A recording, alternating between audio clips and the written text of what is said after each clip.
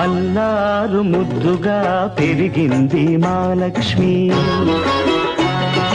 అల్లారు ముద్దుగా పెరిగింది మా లక్ష్మి. అత్తవారింటికి తరలింది మా చెల్లి బంగారు తల్లి, మా అక్క చక్కని చుక్క.